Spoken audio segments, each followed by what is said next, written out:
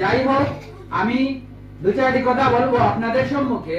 আজকের এই বিদায়ী ছাত্রদের উদ্দেশ্য করে।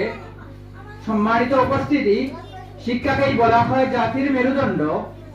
এই মেরুদণ্ড ছাত্রছাত্রীদের মাধ্যমেই গঠন করা হয়।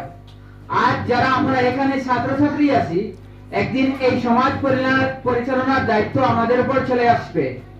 আজ আমরা যারা ছাত্রছাত্রী আছি, একদিন আমরা এই দেশ বা সমাজকে পরিচালনা করতে হবে। তাই আমরা এই দেশ বা সমাজকে যদি সঠিক পথে পরিচালিত করতে চাই, তাহলে আমাদেরকে ভালোভাবে পড়াশোনা করতে হবে। শুধু আমাদেরকে ভালোভাবে পড়াশোনা করতে হবে, সাথে সাথে আমাদেরকে একজন ভালো মনের মানুষও হতে হবে এবং দয়াশীল, এবং আপনাদের ব্যবহার মানুষ যাতে আপনাকে অনুভব করতে পারে যে উনি একজন শিক্ষিত মানুষ। তাই আমরা শুধুমাত্র পুঁথিগত শিক্ষা অর্জন করতে হবে তাই নয়, আমরা পুঁথিগত শিক্ষার সাথে সাথে নীতিগত শিক্ষাকে সমভাবে প্রেরণ করতে হবে।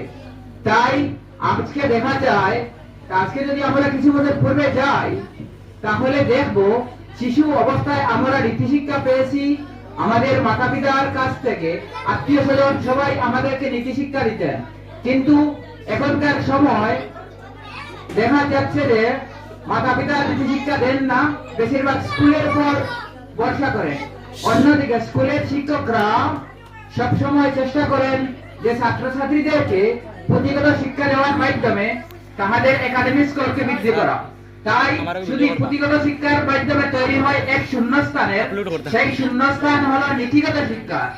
যদি আমরা নীতিগত শিক্ষাকে সমভাবে প্রেরণ করতে পারি না, তাহলে কোনো মানুষ আমাদেরকে শিক্ষিত বলবে না। আজকাল অনেক শিক্ষিত মানুষ আছে, কিন্তু প্রকৃতপক্ষে শিক্ষিত মানুষ খুবই কম। তাই আমার অনুরোধ, তোমার যেসব ছাত্রছাত্রীরা আজকে বিদায় হবে, বিভিন্ন দিক দিয়ে এগিয়ে যাবে। কেউ সায়েন্স পড়বে, আর্টস পড়বে এবং কেউ চাকরি পাবে। চাকরি পাওয়ার পর তোমরা যাহাতে তোমাদের আজকের যে স্কুল, সেই স্কুলের যে শিক্ষক, সেই শিক্ষককে তোমরা যেখানে দেখবে সালাম নমস্কার এবং ভদ্রতার সাথে কথা বলবে। আজকাল বেশিরভাগ দেখা যায় ছাত্ররা শিক্ষকের সামনে মোবাইল ফোন চালায়। কিছু ছাত্ররা দেখা যাচ্ছে যে বিড়ি সিগারেটও শিক্ষকদের সামনে বিড়ি সিগারেটও ইত্যাদি আরো বহুত কিছু খারাপ কাজ করে থাকে, কিন্তু শিক্ষকদেরকে সম্মান করে না।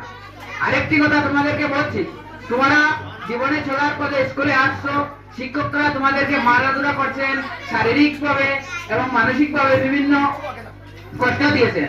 তাই তোমরা এটা দুঃখ নেবেন না, তোমরা এটা আশীর্বাদ নিয়ে তোমাদের পড়ার জন্য স্যার ম্যাডামরা তোমাদেরকে শাসন করেছেন। তোমরা তাদের কথা মনোযোগ সহকারে শুনবে এবং তাদেরকে সম্মান করবে। যে তোমাদেরকে পড়া শিখিয়েছে তিনিও তোমাদের শিক্ষক। তাই তোমরা তোমাদের শিক্ষককে রেসপেক্ট যদি না করো, তাহলে তোমরা যতই শিক্ষিত হও না কেন, তোমাদেরকে শিক্ষিত মনে করা যাবে না। তাছাড়া আরেকটি রিকোয়েস্ট তোমাদের কাছে, তোমরা যেরকম তোমাদের মাতা পিতার সাথেও ভালোভাবে ব্যবহার করবে।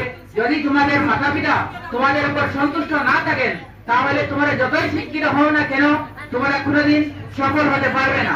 তাই আমার অনুরোধ, তোমরা তোমাদের মাতা পিতার সাথে ভালো ব্যবহার করবে এবং মাতা পিতার বাধ্য হবে, মাতা পিতার অবাধ্য কখনো হবে না। তাছাড়া আজকের এই বিদায়ী লগ্নে তোমাদের যে সামনে পরীক্ষা আছে 10 তারিখ মঙ্গলবার হয়তো, তাই তোমরা ভালোভাবে পড়াশোনা করে পরীক্ষা দিতে কোনো চিন্তা করবেন না। আরেকটি কথা, তোমরা আজকাল যদি তোমরা সফল হতে চাও, তাহলে তোমাদেরকে দুইটি জিনিস লক্ষ্য করতে হবে। একটা তোমাদের স্বপ্ন, আর একটা তোমাদের পরিশ্রম। তোমরা যদি স্বপ্ন না দেখো আমরা বড় হয়ে এই করব, শিক্ষক হব, ডিসি হব, তার সাথে সাথে তোমাদেরকে পরিশ্রম করতে হবে।